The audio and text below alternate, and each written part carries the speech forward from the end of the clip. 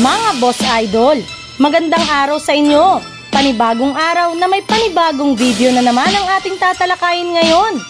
Tara na't pag-usapan natin ang balitang bubuwagin na nga daw ng Chicago Bulls ang kanilang lineup at ang pagkuha ng Golden State Warriors kay Zach LaVine.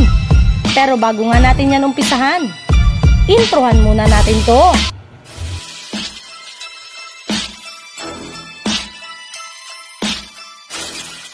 Halina't pag-usapan natin ang balitang bubuwagin na nga daw ng Chicago Bulls ang kanilang lineup. Ilang taon na rin naman ang nakakalipas at hindi pa rin gumagana ang nabuong lineup ng Chicago Bulls. Lalong-lalo na ang kanilang Big 3 na sina Zach LaVine, DeMar DeRozan at Nikola Vucevic. Kaya plano na nga talaga ngayon ang kanilang front office na buwagin na ang kanilang kasalukuyang kupunan. Sa katunayan, balak na nga nilang sunod-sunod na i-trade ang kanilang mga superstar na sina Zach LaVine, DeMar DeRozan at maging si Alex Caruso.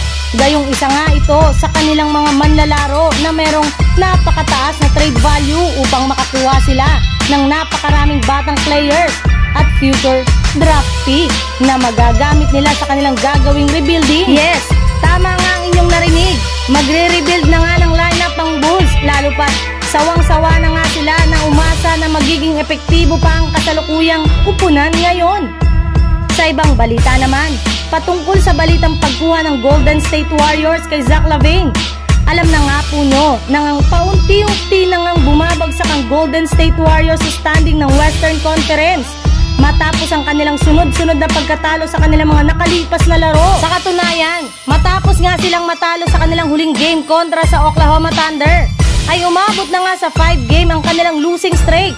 At ang mas masakit pa dyan, ay 4 nga dito ay nangyari sa loob mismo ng kanilang home court na Chase Center.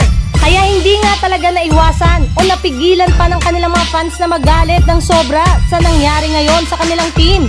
At isa nga sa mga sinisisi sa kanilang mga pagkatalo ay walang iba kundi si Klay Thompson. Yes, siya na nga daw ang inaasahang tutulong kay Stephen Curry pagdating sa scoring, ngunit sa kasamang palad ay patuloy pa rin nga ang pag-struggle nito sa kanyang opensa.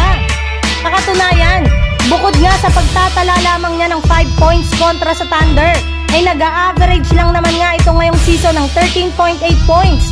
Malayong malayo sa kanyang itinatala ng mga nagdaang taon. Kaya maging ang dating NBA player ay ngayon at NBA analyst na si Kendrick Perkins ay sinasabi na laos na nga daw si Klay Thompson, bunsod ng patuloy na paglamya ng laro nito.